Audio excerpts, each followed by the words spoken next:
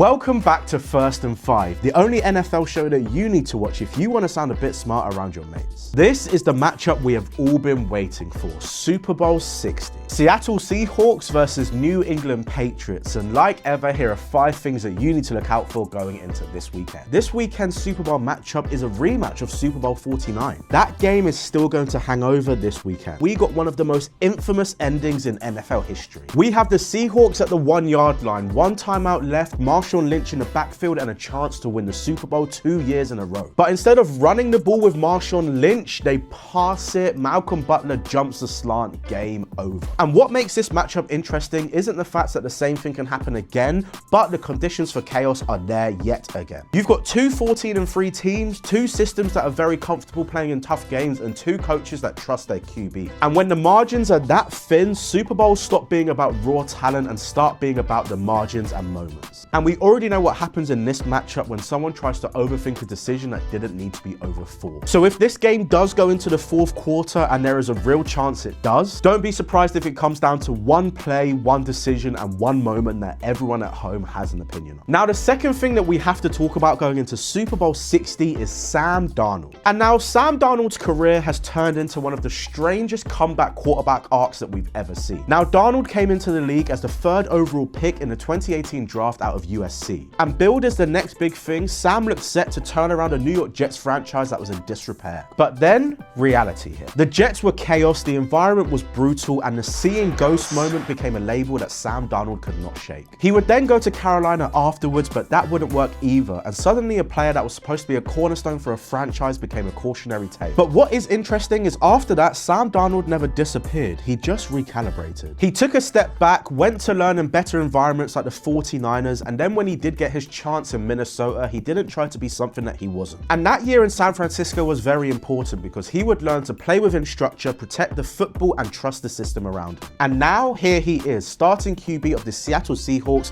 ready to play in a Super Bowl where? San Francisco. And now this weekend, Darnold has the chance to completely rewrite how his career will be remembered. From bust to bridge to Super Bowl quarterback, that is not a story that you hear about very often in the NFL. Now, going into Super Bowl 60, we have to talk about the New England Patriots rebuild, because it explains how the Patriots went from being irrelevant to the hottest team in the AFC. Because the Patriots really rebuilt their roster from having the GOAT Tom Brady to Drake May faster than the Raiders, Browns, Jets, Giants, and Dolphins. Now, after the Tom Brady and Bill Belichick era, the New England Patriots fell very hard. They would finish back-to-back seasons 4-13, cycle through uncertainty at quarterback, and had a roster that lacked top-end talent or veteran stability. But in the 2024 NFL Draft, the New England Patriots were going to draft Drake May. Identifying him as the long-term option at QB with the 3rd overall pick, he was supposed to be the foundation of this rebuild. From there, the organization fully committed to resetting the roster instead of masking problems. On offense, they added players like Stephon Diggs to try and give Drake May a certified #1 target, alongside offensive linemen like Morgan Moses and Garrett Bradbury to stabilize protection up front. Defensively, they invested heavily in the trenches and secondary. They would bring in players like Milton Williams and Carlton Davis to raise both the floor and ceiling of the unit. And that roster construction was perfected with 1 coaching change. Mike Vrabel was then hired to lead the team and establish an identity centered around physicality, discipline, and situational football. And the result was a rapid turnaround. They finished the regular season 14-3, won the AFC, and are now returning to the Super Bowl for the first time since their last dynasty ended. Now, going into Super Bowl 60, we have to talk about special teams. We have seen how close the margins are when elite teams face each other. And when that happens, field position, kicking accuracy, and returns start to matter a lot more than people would like to admit. The Patriots in particular have been one of the more reliable special teams units that we have seen in the league this year. Their kicking game has been steady, they've generally won the field position battle, and they've avoided the kind of mistakes that end seasons in January. But on the other side, the Seattle Seahawks have real upside in the return game. If the Patriots do have 1 missed lane or 1 poor kick placements, then suddenly the Seattle Seahawks are playing with a short field in the biggest game of the year. When 2 teams are evenly matched, special teams stop becoming a footnote and start becoming a deciding factor. And the 5th thing that we need to talk about going into this weekend's Super Bowl is my predictions. I'm going to prove that Brits do know ball by correctly predicting this weekend's Super Bowl matchup. The first thing that we have to talk about is the New England Patriots front line.